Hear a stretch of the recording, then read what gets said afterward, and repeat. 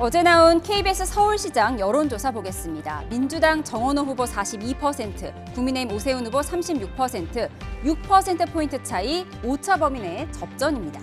이 두 후보의 격차는 앞선 세 차례 조사에서 11%포인트로 유지되다가 처음으로 오차 범위 안으로 좁혀진 건데요. 부동층도 여전히 20%에 가깝습니다. 이번 선거 최대 격전지 중 하나인 대구 볼까요? 민주당 김부겸 후보 42%, 국민의힘 추경호 후보 38%로 접전인데요. 오차 범위 밖에서 추경호 후보가 앞서는 결과도 나오는 등 선거 예측이 힘듭니다. 또 다른 승부처 부산시장, 민주당 전재수 후보 46%, 국민의힘 박형준 후보 34%로 전 후보가 12%포인트 앞서는 것으로 나타났습니다.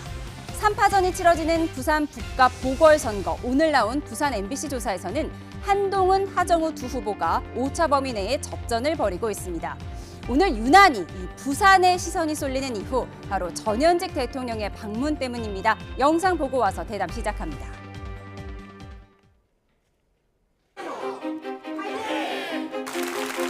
김영삼 정부의 해양수산부 출범은 우리 대한민국을 해양강국으로 도약시키겠다는 강력한 의지의 표명이었습니다.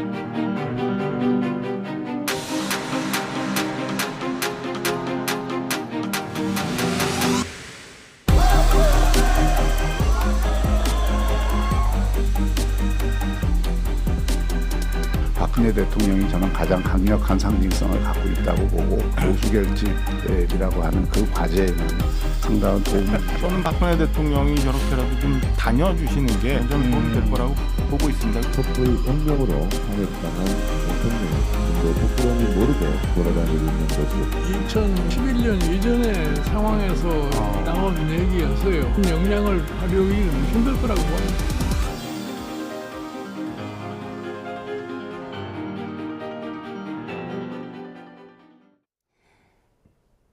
네, 오늘의 정치온 김현정 민주당 의원, 권영진 국민의힘 의원과 함께합니다. 어서 오십시오. 네, 본선거는 딱 일주일, 사전투표는 단 이틀이 남았습니다. 이재명 대통령이 어제는 경남 김해, 오늘은 부산을 갔는데 물론 바다의 날 공식 행사니까 대통령 행보는 당연한 거긴 하지만 선거를 너무 코앞에 두다 보니까 국민의힘에서는 선거 개입 아니냐 이런 의심의 눈초리를 보내고 있습니다. 네. 선거 때만 되면 항상 나오는 얘기 같아요. 그러니까 여야가 바뀌면 또 똑같은 논리로 그렇게 주장들을 하는데 윤석열 전 대통령 때에도 마찬가지로 그런 주장을 했었는데 이와 관련해서는 아마도 여야 간에 좀 이렇게 합의를 통해서 기준을 좀 명확하게 할 필요가 있어 보입니다. 오히려 선진국 같은 경우에는 그냥 선거 전에 이렇게 하는 활동들에 대해서 다 허용하는 나라도 많이 있거든요. 근데 우리는 선거법이 좀 애매하게 되어 있어서 이런 논란들이 항상 이제 주장들이 선거철만 되면 일어나고 있는데 그렇다 해서 대통령께서 선거가 있다 해서 국정 운영을 안 할 수는 없는 것 아니겠습니까? 그런 차원에서 봤을 때 지금 선거 개입이라는 것은 과도한 공세라고 저는 보여지고요. 오히려 이렇게 선거와 상관없이 무관하게 대통령이 국정 운영을 아주 이렇게 최선을 다해서 하는 모습들이 국민들은 더 바라시지 않을까 저는 그렇게 생각합니다. 예, 부울경 지역이 접전 지역이다 보니까 아무래도 이런 선거 개입 논란도 나오는 것 같은데 그런가 하면 구심점을 찾지 못했던 국민의힘에서는 선거의 여왕 돌아온 건 맞습니까? 박근혜 전 대통령이 지금 부울경을 오늘 방문한다고 하는데요. 네, 김현정 의원 말씀하셨지만은 이제 현직 대통령의 선거 개입 시비는 그동안 계속 있어 왔어요. 그런데 어찌 보면 솔직히 말씀드리면 이재명 대통령이 조금 노골적이에요. 그러니까 뼛속까지 정치인 아닙니까? 윤석열 전 대통령하고 비교할 수 없을 정도로 그러니까 이제 서울시장 후보도 당신이 지정하다시피 하고 그리고 또 선거운동 기간 동안에는 그래도 저런 행사 만드는 게 조금 조심스러울 텐데 공개적으로 내려가시는 모습이 이제 여권은 결과적으로 이재명 대통령을 간판으로 하는 선거를 계속 치를 수밖에 없는 거고 저희 야권 같은 경우는 사실은 지금 운동장이 굉장히 기울어진 운동장에다가 우리가 장동혁 대표가 있지만은 장동혁 대표 리더십만으로 우리 지지층들 다 결집할 수 없는 한계가 있단 말이에요. 그래서 저희 같은 경우는 정말 이게 리더십을 가지고 지지층을 결집시킬 수 있는 그러한 리더십이 없었는데 박근혜 전 대통령이 나타나 주신 겁니다. 예. 사실 그저께 대구시 칠성시장에 오셨을 때 저도 거기 나갔었는데요. 여전한 것 같아요. 구름 인파를 몰고 다닌 것 같습니다. 예. 저는 뭐 저 박근혜 대통령이 틀림없이 보수 지지층 결집에 장동혁 대표나 우리 당의 리더십 부족한 부분들을 메워주는 역할은 저는 하실 거라고 봅니다. 근데 아마 그 영향력은 지역에 따라서는 좀 차이가 있을 거예요. 아마 대구, 경북 같은 경우는 굉장히 강할 거고 네. 그리고 다른 지역은 모르겠어요. 만약에 다른 지역도 지금 이제 여론조사상으로 뒤처지고 있는 지역들이 박근혜 대통령의 선거 지원에 의해서 이게 역전이 된다 하면은 정말 선거의 여왕이 아직도 살아있다 이렇게 볼 수 있지 않겠습니까? 예, 지금 저희가 자막으로 보내드리고 있는데 정청래 민주당 대표가 부끄러운 줄 모르고 뻔뻔하게 돌아다닌다라고 했어요. 그리고 김종인 전 비대위원장은 언제적 선거의 여왕이냐, 지금은 2011년이 아니다라고 오늘 얘기를 했거든요. 그 부분에 대해서는 어떻게 대답하시겠습니까? 그 정청래 대표는 그래도 전직 대통령 아닙니까? 전직 대통령인데 조금 너무 말씀이 좀 거칠다는 생각이 들어요. 거칠다는 생각이 들고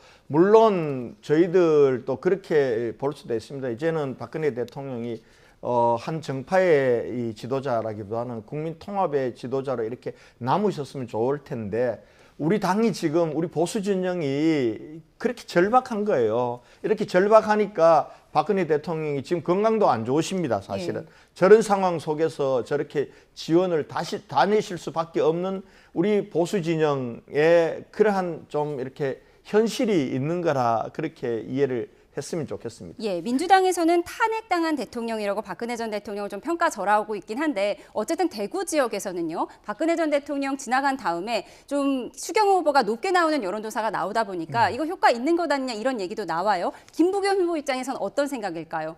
일단 대구 같은 경우는 영향력이 분명히 있는 것 같습니다. 그런데 다른 지역에 있어서는 그 영향력은 좀 제한적이라고 보여지는데 이제 보수층의 일부 이제 결집은 분명히 효과가 있을 거지만 또 그만큼 중도층이나 무당층의 이탈이 또 있을 것이기 때문에 전체적인 뭐 판세에 영향을 미칠 정도는 아니다라고 저는 보여지고요.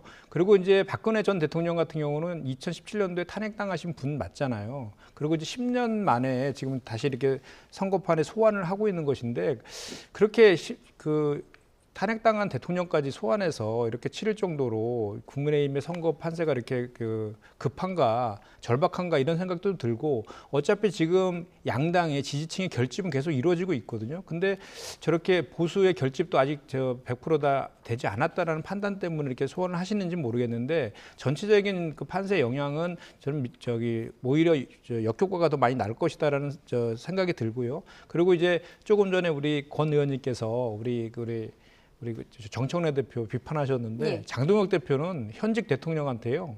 대통령이라고 부르지도 않습니다. 이재명이라고 합니다. 그래도 저희는 탄핵당한 대통령이지만 박근혜 전 대통령이라고 하잖아요. 기본적인 예의는 좀 갖췄으면 좋겠고 이재명 대통령의 선거 계획과 관련해서도 지난 총선 때요. 윤석열 전 대통령은 후보들과 같이 다녔습니다. 아예. 뭐 예산도 저희 평택 같은 경우에도 그 나중에 다 해준다고 하고 가셨는데 보니까 그 예산을 지자체가 부담하는 거로 나중에 그렇게 확인됐었거든요. 그 정도로 했었습니다. 그래서 그렇기 때문에 대통령의 선거 계획과 관련된 것들은 좀 그 우리 정치권에서 좀 기준이나 이런 것들을 세울 필요가 있다라는 말씀을 제가 아까 드린 겁니다. 예, 장동윤 대표가 오늘 뭐 이재명 대통령을 향해서 명사세, 이재명 대통령만 사는 세상 이런 비판을 하기도 했더라고요. 그런가 하면 오늘 오후에 부산 기장시장을 가는 박근혜 전 대통령이 바로 보궐선거의 핫플레이스 부산 북갑까지 갈 것인가, 만약 간다면 무소속 한동훈 후보와 마주치게 될 것인가 관심이 모이는데 우선 여론조사부터 살펴보겠습니다. 네, 한동훈, 하정우, 박민식 순으로 38.6대 36.7대 20.5%로 나타났습니다. 이제 보수 단일화가 어려워졌다는 분석이 많긴 한데요. 가상 양자 대결 조사가 나왔습니다. 한동훈 대 하정우 45.8대 39, 하정우 대 박민식 40.5대 30.3%로 나타났습니다. 민주당 하정우 후보는 사흘 연속 김어준 씨 방송을 찾았습니다. 캠페인송 그중에 제일 자신 있는 거 하나 불러봐 주세요. 신나게 달려라 기호 1번 하정우. 자, 구호 한번 외쳐봅시다. 이재명, 전재수, 하정우, 북구발전 무적함대. 아유, 좀 아쉬워. 새로운 거 없습니까? 새로운 거? 요거 끝까지 밀어야 됩니다. 뭐 시키는 사람도 문제지만 하는 사람 더 문제입니다. 김어준 씨 얘기도 들어야 되고 이재명 대통령 얘기도 들어야 되고 정청래 얘기도 들어야 되고 이건 뭐 시험원지 한글이 아니잖아요. 전재수 얘기도 들어야 되거든요. 네, 여론조사에서 오차범위 밖 3위로 나타나고 있는 박민식 후보. 오늘 박근혜 전 대통령을 만나기 위해서 북갑에서 30km가량 떨어진 기장으로 향했습니다. 제대로 된 정치인은 그런 엉터리 숫자에 의존하지 않고 정말 바닥 민심을 언덕으로 삼아야 된다. 6월 3일 날 되면은 네. 여태까지 많은 여론조사가 얼마나 엉터리였는지가 똑똑히 밝혀지리라고. 거대 양당이 무소속에서 그런 얘기하는 거 조금 짜친다고 생각하지 않나요? 박근혜 전 대통령이 과연 핫플레이스 부산 북갑까지 갈지 관심이었는데 우선은 북갑까지는 가지 않고 부산 기장으로 박민식 후보가 찾아간다는 것 같아요. 그러니까 지금 박근혜 대통령이 뭐 보수 분열의 한 축에 서려고 나오신 건 아니거든요. 사실은 저희 당이 우리 보수가 분열되고 있다는 걸 극명하게 보여주는 것이 저 북갑입니다. 저렇게 어떻든지 단일화가 되면은 지금 보여주는 것처럼 이렇게 이길 수 있는 선거인데 지금 3파전이기 때문에 한동훈 후보가 조금 앞서간다고 하지만 하정우 후보하고는 아주 근소한 그런 오차범위 내 아닙니까? 그런 상황이기 때문에 박근혜 전 대통령께서 누구 손을 들어주러 한쪽 손을 들어주러 가시지는 저는 않을 것 같아요. 그러니까 아마 뭐 박민식 후보 입장에서도 좀 와달라고 요청을 왜 안 했겠어요. 그런데 안 가시니까 30km 멀리 있는데 자기가 달려가게 되는 건데요. 그런데 뭐 저기가 글쎄 저 박민식 후보가 저렇게 달려가는 게 북갑 이 주민들에게 이 판세를 이 바꿀 정도로 영향이 있을까? 저는 뭐 그렇지는 않을 거라고 봅니다. 결과적으로 지금이라도 두 사람이 드라마틱하게 단일화가 되면은 아마 박근혜 전 대통령이 편하게 지원을 갈 텐데 현실적으로 그거는 이제는 불가능할 것 같아요. 그러면은 결국 북갑은 북갑 주민들이 부산 시민들 주민들이 투표를 통해서 단일화를 만들어 줄 수밖에 없다라고 보고요. 지금 현재 여론조사의 추세는 점점 그렇게 가고 있다고 봅니다.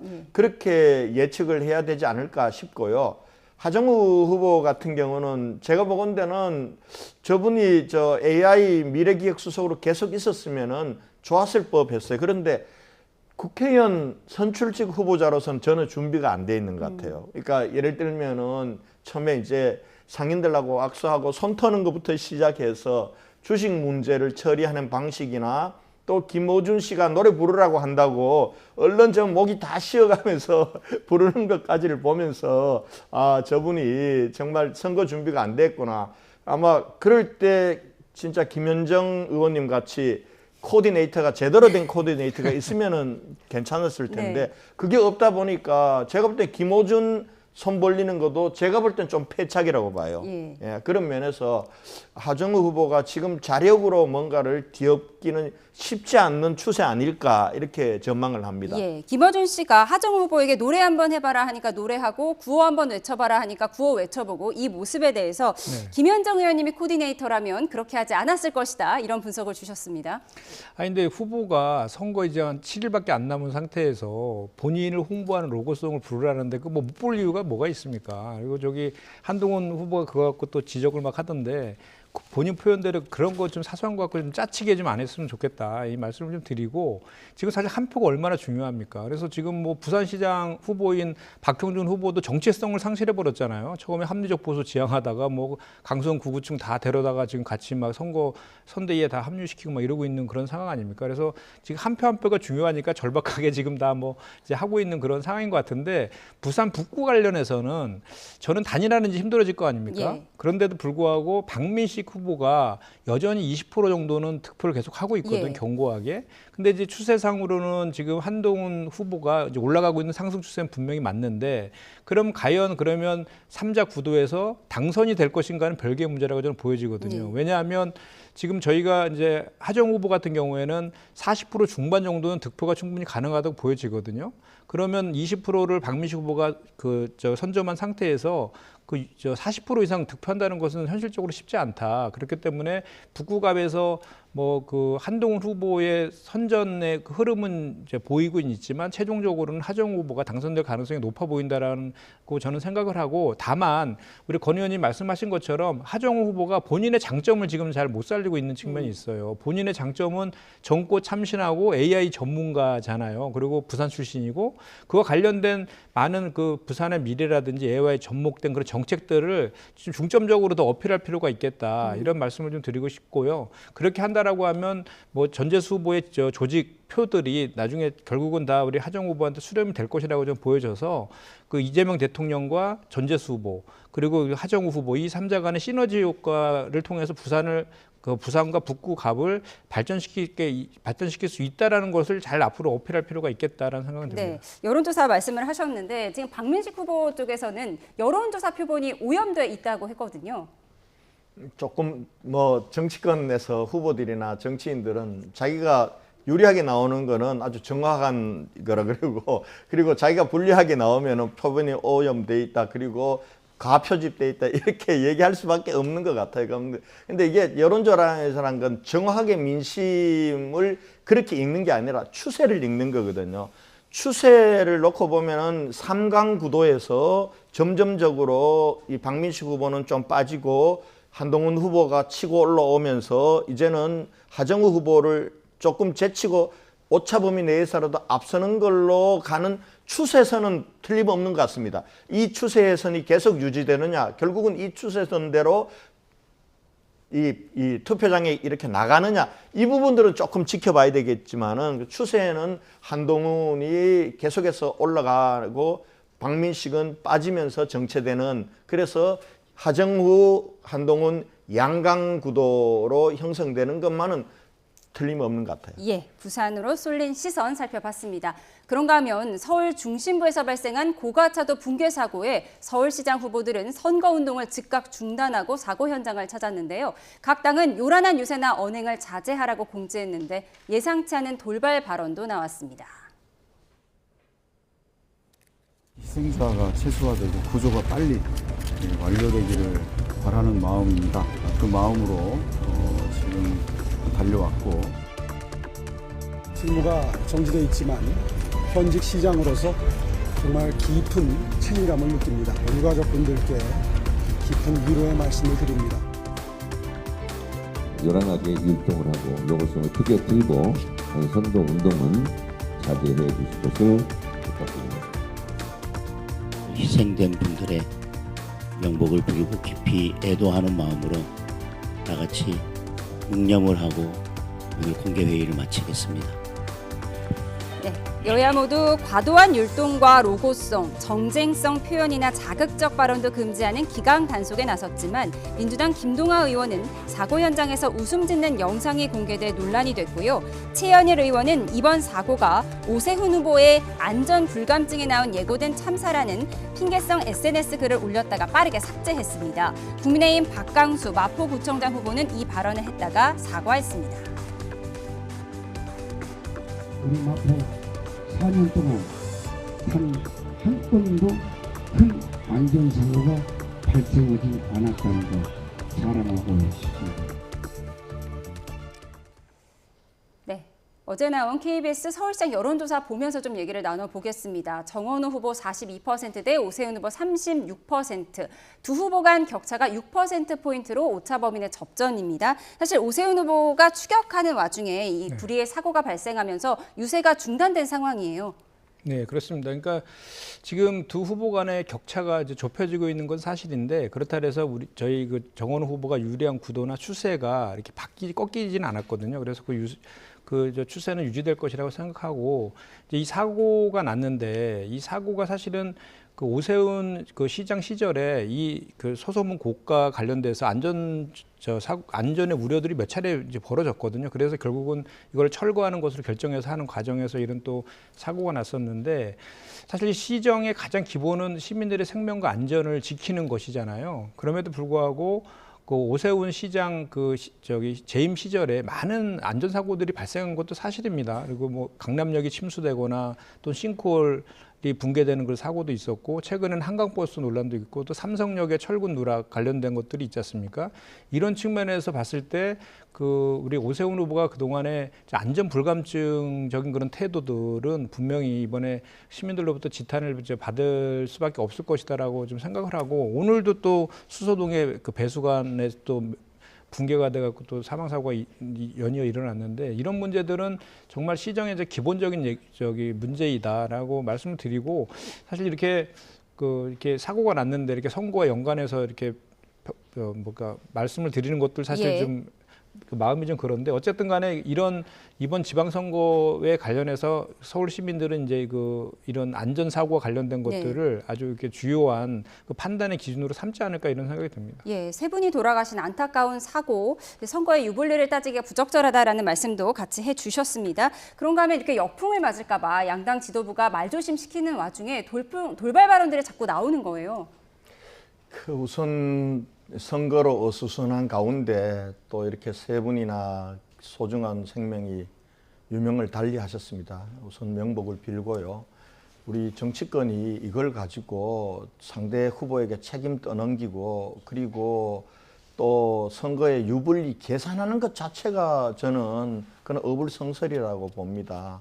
어떻게 보면은 부상자들 쾌유를 빌고 그리고 또 이 사고 원인을 규명하고 또 재발 대책을 만드는 게 지금 해야 될 일이라고 보고요. 그런 면에서 보면은 어제 이걸 가지고 이 정원호 후보 캄캄 캠프인가 뭐 거기서 보면은 그런 이게 올라왔다는 착착 캠프 모임에서 이번 사고가 호재다. 적극적으로 공세를 활용하자. 심지어는 기왕이면은 피해가 더 커야 좋을 텐데 이거는 인면수심입니다. 이런 거 하면 절대 안 되죠. 그래서 아마 정원호 캠프에서 이 사이트를 빨리 폐쇄하고 긴급 조치를 한 건 잘한 거라고 봅니다. 이런 일 있으면 안 되고요. 최현일 의원도 이게 마치 막 호재나 되는 것처럼 그걸 이 오세훈 시장의 재난 안전 불감증이 낳은 예고된 참사다. 이런 식으로 공격하는데 앞장서면 저는 안 된다고 봐요. 왜냐하면 최현일 의원은 그럴 자격이 없어요. 최현일 의원이 어디냐면 영등포 구청장을 했어요. 다리 하나 건너면 서소문이 구청장을 했고 지금 행정안전위원회 위원입니다. 그러면은 본인이 이게 예고된 참사라고 얘기를 하는데 그러면은 지난 서울시 국정감사 때 내가 다 찾아봤어요. 최현일 의원이 뭔 얘기했는지 안전과 관련해서 단 한마디도 한 적이 없어요. 그 자기 스스로 그러면 예고된 참사면은 작년에 국정감사 때 그걸 예방할 수 있도록 했어야죠. 그렇게 하지 않았고 놓고 지금 와서 이걸 가지고 침세봉도하면서 선거에 이용하려고 하는 거 이거 서울 시민들이 다 압니다. 그렇게 하시면 안 돼요. 그래서 아마 본인도 하고 보니까 아차 싶으니까 이걸 내린 것 같은데 이런 일들 정치권이 좀 자제하고 조심했으면 좋겠다 이런 말씀드립니다. 예, 고가차도 붕괴 사고도 살펴봤습니다. 그런가 하면 스타벅스 5.18 이벤트 논란에 정용진 회장이 대국민 사과를 했지만 정치권 평가가 엇갈렸죠. 민주당은 정 회장 사과 직후에 진정성 있는 사과라고 평가했다가 지지층 반발 때문이었는지 오후에는 입장이 바뀌었습니다. 정용진 회장님의 사과를 한 것을 이제 언론을 통해서 봤는데 진정성 있다고 보고요. 진심으로 사과 말씀드리고 당과 사전에 논의된 바는 없고요. 전적으로 제가 개인적으로 판단하고 표현해서 말씀드린 겁니다. 정청래 민주당 대표는 그동안 정용진 회장의 극우적 언행을 볼 때 가식적 사과 아닌가, 맨입 사과로 끝날 일이 아니라고 비판했고 국가폭력을 어떻게 생각 차이로 퉁치려 하냐는 등 특히 민주당 호남 의원들의 정 회장 질타가 쏟아졌습니다. 국민의힘은 스타벅스 불매운동을 반대하는 모든 국민이 극우고 일배냐, 민주당의 색깔론이라며 오늘까지 공세를 이어갔습니다.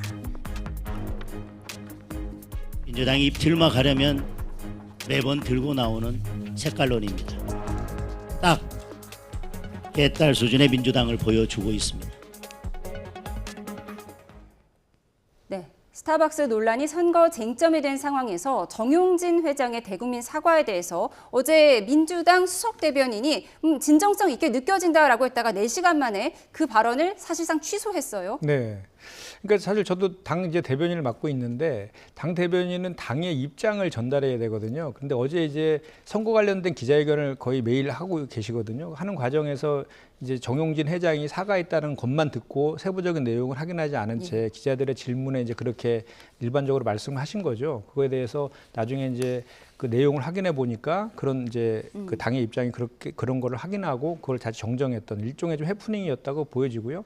그러니까 엇박자라는 것은 그렇게 서로 다른 얘기를 끝까지 했을 때 엇박자인 거고 내용을 확인한 다음에 이렇게 당의 입장으로 수정한 것은 뭐 그걸 엇박자라고 보기는 좀 힘들다라고 저는 생각을 합니다. 그리고 이제 그 이 정용진 그 회장의 사과 관련해서는 저도 좀 아쉬운 점이 있어요. 그러니까 지난번에 그 우리 그 삼성전자 노사가 갈등이 있을 때 그 이재용 회장이 나와서 전적으로 내 책임이다라고 조건 없이 그냥 사과를 했었잖아요. 그것처럼 했으면 좋았는데 단서를 달았어요. 역사의 희생은 기억하고 존중한다. 다만 생각의 차이가 있을 수 있다. 이렇게 또 얘기를 했거든요.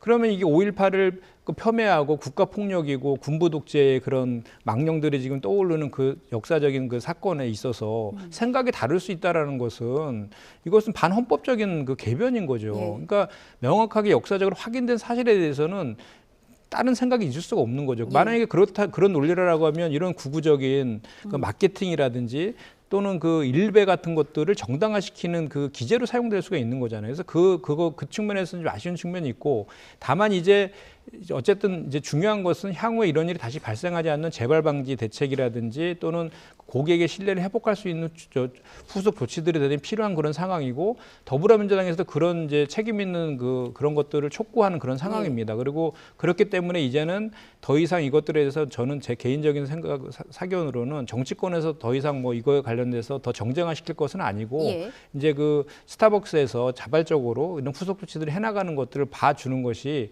기업이라든지 또는 스타벅스에서 종사하고 있는 많은 분들이 계시잖아요. 그분들을 위해서도 좀 필요하지 않나 이렇게 생각합니다. 민주당 내에서 수석 대변인 말이 바뀐 걸 두고 지금 국민의힘에서는 비판하고 있는데, 김현정 의원님처럼 김부겸 민주당 대구시장 후보가 이제 이만하면 됐다, 이쯤에선 그만하자라는 메시지를 냈더라고요. 지금 스타벅스 코리아 탱크데이 이벤트 아주 상술로는 아주 저질적인 상실이죠. 비난받아 마땅해요.